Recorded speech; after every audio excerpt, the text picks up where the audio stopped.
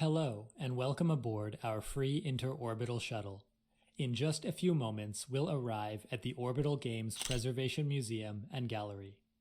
As we dock, it is currently 10:15 EMT, 3rd November, 8024. This month, the museum is hosting a special MinnHax exhibition and offering free entry to descendants of MinnHax patrons. Photography is encouraged in the museum at all times. Raise your camera by pressing the spacebar and left-click to take a photo. Our current elevation is 400 kilometers or 250 miles above the Earth's surface. We've just crossed over the edge of the Grand Canyon, which adds another 2,000 meters. Please use the bags near your seat if you're feeling nauseous. We are now docking at the museum. Please exit through the doors and enjoy your visit.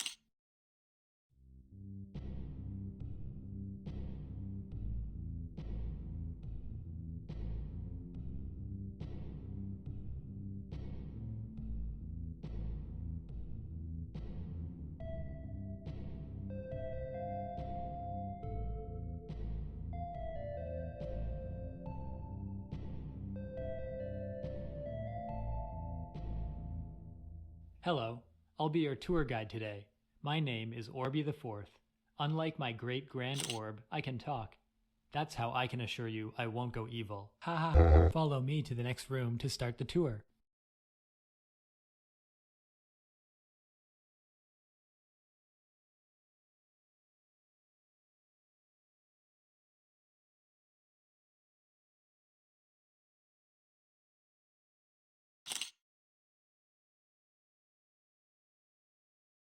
Our first exhibit is a near-complete collection of what gamers in the 21st century called video games.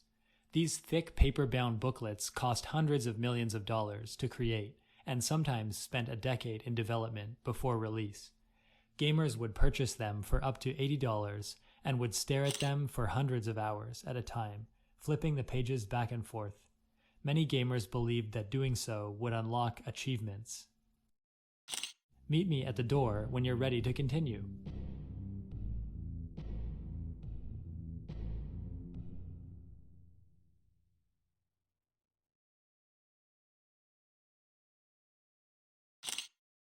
In order to sustain themselves during long streams, content creators would consume small sculptures made from butter, which they called Funko Pops.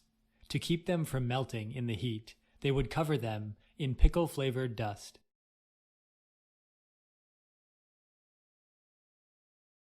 Many among us will recognize the Jeffem head, as it has now been expanded to cover 40% of the Earth's surface in order to reflect UV rays, in an effort to mitigate climate change.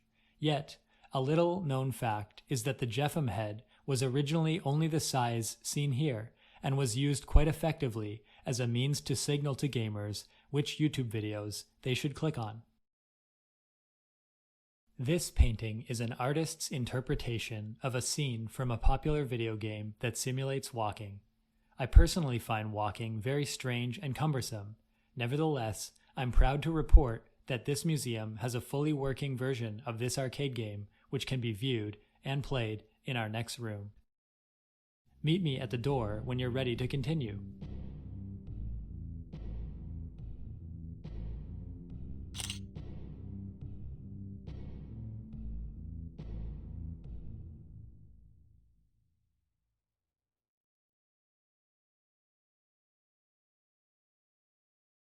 This arcade cabinet was donated to the museum by an anonymous gamer from their private collection. It dates back to MinnHax in 2023, which was over 6,000 years ago.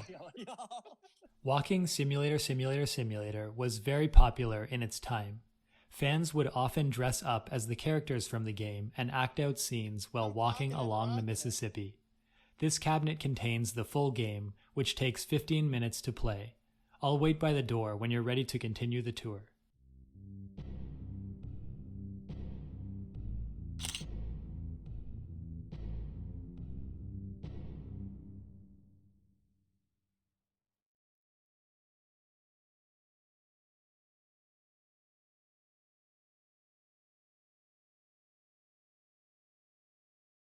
This tower is a small-scale replica of the impossibly standing Jenga tower in its exact configuration as it existed over 6,000 years ago, before it was miraculously repaired by MinnHax. Many gamers have come to believe that this recreated tower is our universe, and when it falls some millions of years from now, our universe will come to an end at the same time. Let's continue the tour in the next room.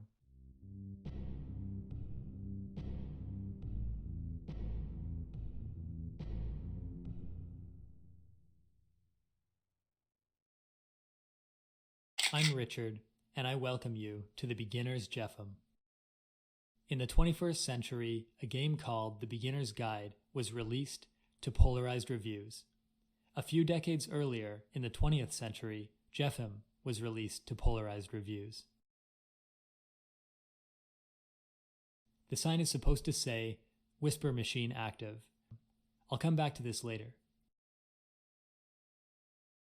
In The Beginner's Guide, the narrator Davy challenges the player to come to understand someone named Coda through exploring the spaces in the game. In The Beginner's Jeffem, I challenge the player to understand Jeffem by looking at images of Jeffem. Your gun actually shoots tiny Jeffem heads, but you probably can't see them. This will be important later. If The Beginner's Guide can be seen as a commentary on the relationship between game developers and players, then The Beginner's Jeffem is a commentary on the relationship between players and Jeffem heads. In The Beginner's Guide, Davy theorizes that maybe enemies were supposed to emerge from these openings, but instead nothing happens, leaving the player with a gun but nothing to shoot. In The Beginner's Jeffem, Jeffem heads emerge from these openings. This may seem silly combating large Jeffem heads by shooting tiny Jeffem heads at them, but this will actually become a recurring theme in the remainder of the museum, so remember it for later.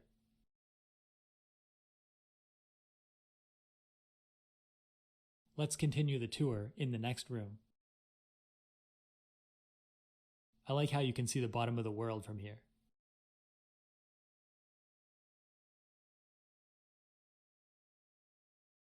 For some reason, there's a maze in the space station.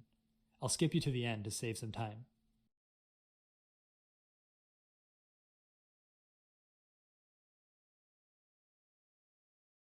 In the original game, the player is supposed to stay in this jail and look at the portrait of Jeffem for a whole hour. I'll open the door now, but you can stay longer if you want. In this next part, the player must step into the beam and die, but a bug in the game causes something else to happen.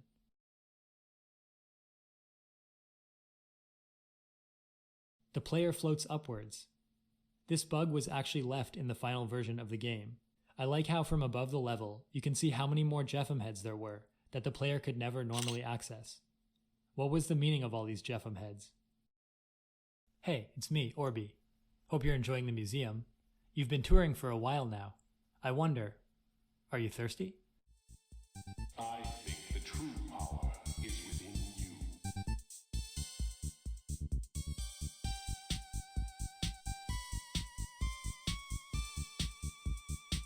I think the true power is within you.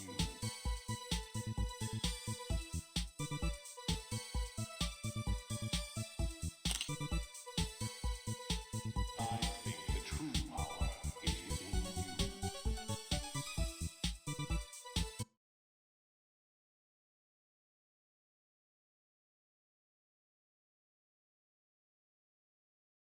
Our final exhibit, Knife Eat.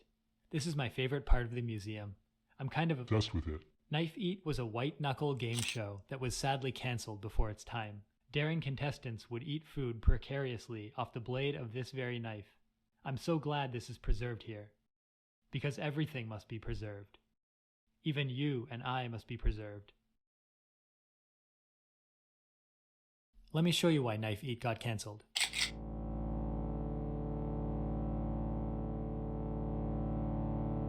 Now stand still.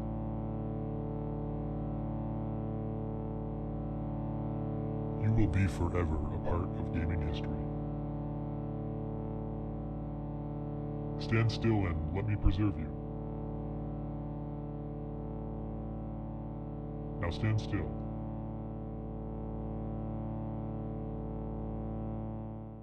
will be forever a part of gaming history. System resetting. Incrementing generation by 1. Hello, I'm Orby the 5th. Don't worry, I'm not evil like my previous generation. Well, that's it for the tour. Check out the gift shop on your way out.